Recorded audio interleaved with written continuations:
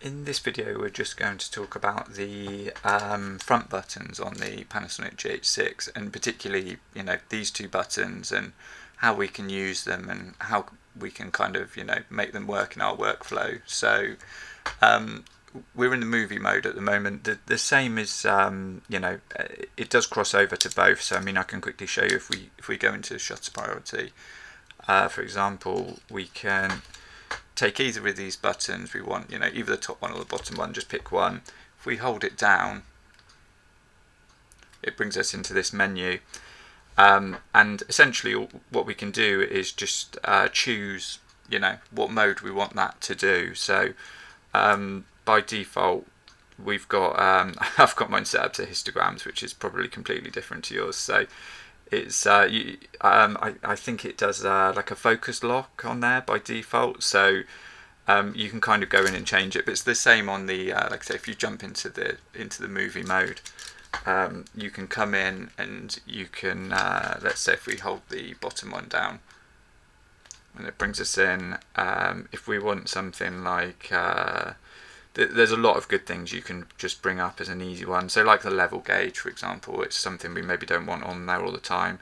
So click on the front button, it just gets that on and off. Or we could do, for example, like a frame marker can be a good one. So I have to shoot things sometimes for social content.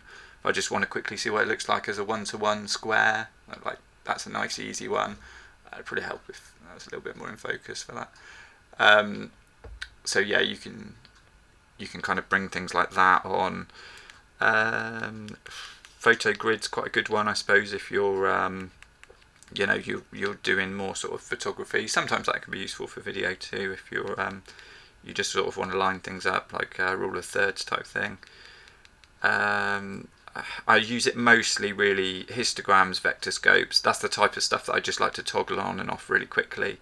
But you can literally go through, there's so many modes in here you can go through and use it for. So it's it's worth sort of working out what things you like to sort of toggle on and off and what would be useful. I mean, you've got these two additional ones. You've already got things like you've got white balance, ISO, you've got exposure, the microphone options, you've got all your autofocus options on the back already. So it's just having little additional ones that are sort of like little helpers for you, little tools.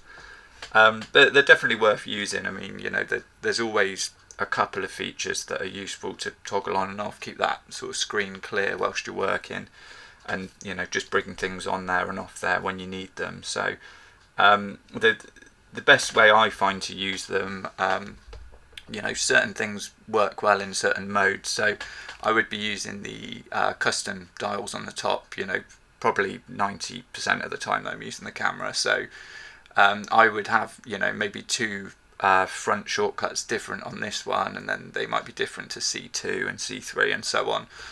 Some are better for if, for example, I'm shooting in a really high frame rate and I haven't got autofocus available to me. I'll put in some focus tools there to help me with that. Or if I'm using Vlog, maybe it could be the something like Vlog Assist. Those types of things can be really useful. So just work out what's best for you, and then you can start customizing them across the modes. And there's a video on how to do that. So the link for that will be above. So hopefully that's helped, and if it has, just give the video a like, and if you've got any questions, drop them in the comments, or if you want to see more GH6 content, then please subscribe to the channel.